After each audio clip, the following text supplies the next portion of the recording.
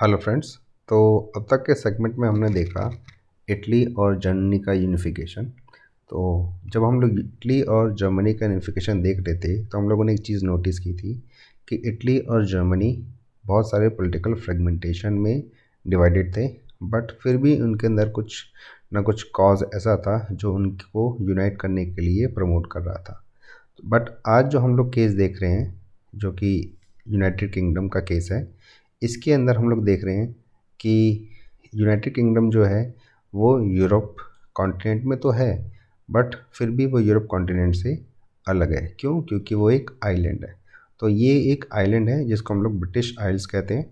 और इसके अंदर जब हम लोग ब्रिटिश आइल्स बोलते हैं तो इसके अंदर Scotland, England, Wales, North Ireland और आयरलैंड को इंक्लूड करते हैं।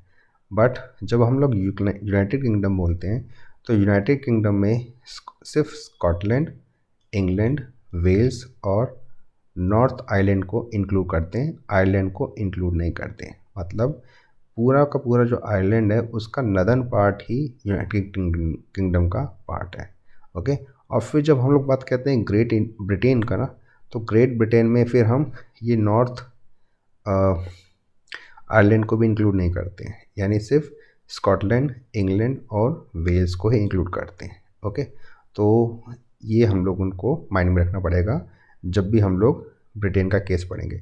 तो देखो, अभी हम लोगों ने 9th क्लास से वर्ल्ड हिस्ट्री पढ़ना स्टार्ट किया है, बट अभी तक हम लोगों को ब्रिटेन का एज सच कोई सेपरेट हिस्ट्री नहीं मिला पढ़ने के लिए, है ना। तो ये फर्स्ट टाइम है जब हम लोग ब्रिटेन का केस स्टडी पढ़ रहे हैं in the context of Europe. हमने इंडियन कंटेक्स्ट में तो पढ़ा है कि ब्रिटिश इंडिया में आए थे, उन्होंने कैसे हमें स्लेव बनाया है क्लास 8 में, बट क्लास 9-10 में हम लोगों ने, या फिर वर्ल्ड कंटेक्स्ट में या यूरोप के कंटेक्स्ट में हमने ब्रिटेन की हिस्ट्री नहीं पढ़ी है। तो देखो, जो ब्रिटिश है ना, तो ब्रिटिश जो नेशन है वो 18 सेंचुरी से पहले ऐसा कोई नोशन नहीं था। और ब्रिटिश जो आइल्स है, मतलब ब्रिटिश जो आइलैंड्स हैं, इसको आइलैंड्स बोलते हैं, वो डिफरेंट डिफरेंट एथनिक ग्रुप में डिवाइडेड था। जैसे लाइक वहाँ पे इंग्लिश पीपल रहते थे, वेल्स पीपल रहते थे, स्कॉटिश पीपल रहते थे और आयरिश पीपल रहते थे। अब ये जो पीपल्स है ना, इन सब का अपना अपना कल्चर है और पॉलिटिकल ट्रेडिशन होते थे। और जैसे लाइक जो ब्रिटिश आइल्स जो है उसके अंदर कौन कौन, ब्रिटिश आइलैंड में कौन कौन से हैं? इंग्लिश हैं, वेल्स हैं, स्कॉट हैं, आयरिश हैं, और इनके अपने पॉलिटिकल ट्रेडिशंस हैं। बट प्रॉब्लम क्या हुआ इस पे, इन सभी जो कल्चर्स है डिफरेंट डिफरेंट, उनमें इंग्लिश कल्चर, जो कल्चर इंग्लिश पीपल्स का था ना, उसने डोमिनेट करना स्टार्ट किया। और अल्टीमेटली सभी कल्चर्स के ऊपर, यानी वेल्स कल्चर पे, स्कॉटिश कल्चर पे, आयरिश कल्चर पे डोमिनेट किया और उसको, उन सबको पॉलिटिकली अपने कंट्रोल में किया और धीरे धीरे उनके कल्चर को भी अपने कंट्रोल में करना उन्होंने स्टार्ट किया। तो चलो देखते हैं कैसे किया उन्होंने। तो फर्स्ट ऑफ ऑल हमें जानना पड़ेगा कि इंग्लिश पार्लियामेंट ने 1688 में अपने किंग की पावर को कम कर दिया और उसको बोला कि तुम मतलब एब्सोल्यूट नहीं हो, तुम्हारी पावर्स पे भी कुछ ना कुछ चेक एंड बैलेंस होना चाहिए। तो 1688 में अल्टीमेटली क्या हुआ कि इंग्लिश किंग की पावर कम हो गई और पार्लियामेंट वहाँ का पावरफुल हो गया। और इसी को हम लोग बोलते हैं ग्लोरियस रेवोल्यूशन ऑफ 1688, जिसने किंग की पावर को कम कर दिया। इट मीन्स अब इंग्लैंड धीरे धीरे डेमोक्रेटिक और पार्लियामेंट्री टाइप के आइडियाज़ के ऊपर या पॉलिटिकल सिस्टम की ओर अग्रसर हो गया, या वो आगे डेवलप करेगा। फिर 1707 में एक एक्ट ऑफ यूनियन के थ्रू उन्होंने क्या किया, इंग्लैंड और स्कॉटलैंड को इंग्लैंड और स्कॉटलैंड के बीच में ये एक्ट ऑफ यूनियन हुआ, जिसके थ्रू उन्होंने यूनाइटेड किंगडम को फॉर्म किया, United kingdom of great Britain को फॉर्म किया, यानी स्कॉटलैंड इंग्लैंड में इंक्लूड हो गया। ओके। अब इसके बाद इंग्लैंड ने कंटिन्यूस अपने इन्फ्लुएंस को स्कॉटलैंड पे इम्पोज करना स्टार्ट कर दिया। जैसे like growth of British identity meant the Scotland distinctive culture and political institution were systematically suppressed. मतलब ब्रिटिशर्स ने उनके सिस्टम को, उनके कल्चर को, उनकी लैंग्वेज को सिस्टमेटिकली सप्रेस करना स्टार्ट किया और अपनी लैंग्वेज इंग्लिश को, अपने कल्चर को, अपने पॉलिटिकल आइडियाज़ को स्कॉटलैंड पे मतलब स्कॉटलैंड पे स्कॉटिश पीपल्स को बोला कि तुमको ये फॉलो करना पड़ेगा। तो सिमिलरली द कैथोलिक क्लैंस, अब देखो स्कॉटलैंड में जो पीपल्स थे ना वो कैथोलिक क्रिश्चियनिटी के कैथोलिक फॉर्म को फॉलो करते थे। अब यहाँ पे थोड़ा सा आप देख लो, क्रिश्चियनिटी के अंदर दो मेनली दो पार्ट्स हैं। एक फॉलोवर हैं जिनको हम लोग कैथोलिक बोलते हैं और एक फॉलोवर हैं जिनको हम लोग प्रोटेस्टेंट बोलते हैं। ओके, तो प्रोटेस्टेंट को फॉलो करने वाले इंग्लिश पीपल हैं और कैथोलिक को जो फॉलो करते थे वो कौन है, स्कॉटिक पीपल।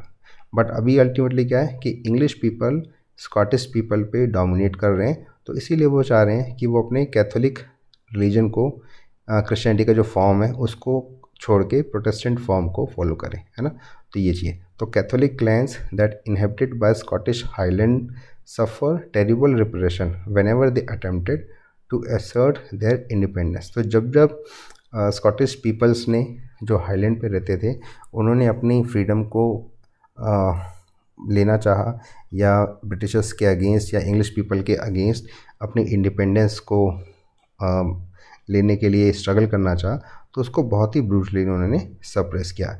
इवन स्कॉटिश हाईलैंड के जो पीपल्स थे ना उनको अपनी लैंग्वेज बोलने के ऊपर भी फॉरबिडन कर दिया, मतलब उनको मना किया कि तुमको अपना लैंग्वेज नहीं बोलना। तो उनकी लैंग्वेज कौन सी है, ये है लैंग्वेज है गैलिक।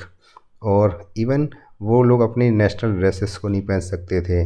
और इसके बाद बहुत सारे स्कॉटिश पीपल को फोर्सली वो लोग क्या किए, उनको उनके होमलैंड से अलग कर दिया। मतलब जो स्कॉटिश पीपल अपने हाईलैंड पे होमलैंड में रहते थे उनको वहाँ से निकाल के फिर प्लेन लैंड पे लाए वो लोग। और देन अब हम लोग बात करते हैं आयरलैंड का। आयरलैंड में जो पीपल्स थे उनको हम लोग आयरिश भी बोलते हैं। तो यहाँ पे आपको 8th क्लास में एक मैम याद होंगी, एनी बेसेंट, जो इंग्लैंड से इंडिया में आई थी और इंडिया में उन्होंने होम रूल मूवमेंट भी स्टार्ट किया था। तो वो एक्चुअली कहाँ से बिलोंग करती थी, आयरलैंड से बिलोंग करती थी। तो उस टाइम पे इंग्लैंड ने आयरलैंड को अपने कंट्रोल में कर रखा था और सेम टाइम पे इंग्लैंड ने इंडिया को भी कंट्रोल कर रखा था। तो that is why Irish ma'am यानी एनी बेसेंट का इंडिया के प्रति बहुत ही सॉफ्ट कॉर्नर था। क्यों? क्योंकि वो देख रही थी कि जिस तरीके से इंग्लैंड ने आयरलैंड को अपने कंट्रोल में कर रखा है, तो सेम तरीके से इंग्लैंड ने इंडिया को भी कंट्रोल में कर रखा है। दैट इज़ वाई उन्होंने इंडिया में होम रूल मूवमेंट स्टार्ट किया था। तो चलो बैक टू टॉपिक। तो अब इंग्लिश का जो इन्फ्लुएंस है वो आयरलैंड में कैसे हुआ, अभी तक हम लोगों ने स्कॉटलैंड के कंसर्ट में देखा है। तो अगेन आयरलैंड का जो पॉपुलेशन है वो भी दो पार्ट्स में डिवाइडेड है, एक जो कैथोलिक फॉर्म को फॉलो करता है क्रिश्चियनिटी के और एक जो प्रोटेस्टेंट फॉर्म को फॉलो करता है क्रिश्चियनिटी के। अब अगेन यहाँ पे इंग्लिश जो है ना वो प्रोटेस्टेंट को फॉलो करते हैं, तो अल्टीमेटली वो क्या करेंगे, प्रोटेस्टेंट वाले ग्रुप को सपोर्ट करेंगे और कैथोलिक वाले ग्रुप को अपोज करेंगे। तो the English not only supported Protestant but also suppress the Catholic revolt against the British dominance. तो उन्होंने क्या किया इंग्लिश पीपल ने कि जो प्रोटेस्टेंट थे ना, जिस फॉर्म को इंग्लिश ने फॉलो करते हैं उसको उन्होंने सपोर्ट किया और कैथोलिक फॉर्म वाले को उन्होंने सप्रेस किया। Even after a failed revolt led by Wolfe Tone and his United Irishman, Ireland was forcibly incorporated into the UK in 1801। तो 1801 में फोर्सली इंग्लैंड ने क्या किया, आयरलैंड को अपने कंट्रोल में कर लिया और उसको अपना एक टाइप से स्लेव कंट्री बना लिया। तो अल्टीमेटली हम क्या देखते हैं कि जो हम लोगों ने स्टार्टिंग में ही देखा था ये वाला ये यूनाइटेड किंगडम जो है ना, ये यूनाइटेड किंगडम है, इसके अंदर जितने भी ये बाकी जो है ना, स्कॉटलैंड है, इसको भी फोर्सली कंट्रोल कर रखा है, आयरलैंड को भी उन्होंने फोर्सली कंट्रोल कर रखा है। तो इट मीन्स ब्रिटिश कंट्री जो है ना वो एक टाइप से सिंबल है इंग्लिश डोमिनेंट का। मतलब जहाँ पे इंग्लिश कल्चर डोमिनेट कर रहा है, लैंग्वेज डोमिनेट कर रहा है, उनका पॉलिटिकल सिस्टम डोमिनेट कर रहा है अदर पॉलिटिकल यूनिट्स पे, जैसे लाइक अदर पॉलिटिकल एरियाज पे, जैसे लाइक स्कॉटलैंड पे, आयरलैंड पे, है ना। तो इवन ब्रिटिश का जो नेशन है उसके अंदर वहाँ का जो फ्लैग है वो यूनियन जैक है। इवन उनको जो नेशनल सॉन्ग एंथम को वो लोग फॉलो करते हैं, उसमें वो लोग कहते हैं God save our noble king. मतलब वो अपने इंग्लैंड के पीपल अपने किंग के फेवर में उन्होंने नेशनल एंथम को बनाया है, ना कि उसमें उन्होंने स्कॉटलैंड का या फिर आयरलैंड को उन्होंने उसको देखा कि उनकी भी कल्चर को इसमें एसिमुलेट करना चाहिए। इवन जो वहाँ का लैंग्वेज है वो इंग्लिश ही है, इंग्लिश लैंग्वेज को वो लोग प्रमोट करते हैं, स्कॉटिश या आयरिश लैंग्वेज को वो लोग प्रमोट नहीं करते हैं। और अल्टीमेटली कहने का मेरा मतलब क्या है कि जो ओल्डर नेशंस सर्वाइव्ड हैं, मतलब स्कॉटलैंड आयरलैंड है, वो जस्ट एज सबऑर्डिनेट पार्ट्स हैं इस यूनियन के। मतलब जो हमारा ये है ना यूनाइटेड किंगडम, तो यूनाइटेड किंगडम में एक्सेप्ट इंग्लैंड, स्कॉटलैंड, वेल्स और नॉर्थ आयरलैंड आयरलैंड, ये तीनों क्या हैं, एक तरीके से सबऑर्डिनेट यूनिट्स हैं। सबऑर्डिनेट यूनिट्स मतलब कि जैसा कहेंगे इंग्लैंड वाले वैसा उनको करना पड़ेगा। तो ये हमारा ब्रिटिश नेशन है जिसमें इंग्लिश डोमिनेंट को हम लोग एक पावर के रूप में देखते हैं। ओके, तो अगर आपको ये लेक्चर अच्छा लगा, ये वीडियो अच्छा लगा, तो आप मेरे चैनल को सब्सक्राइब कर सकते हैं और वीडियो को लाइक कर सकते हैं। Thank you.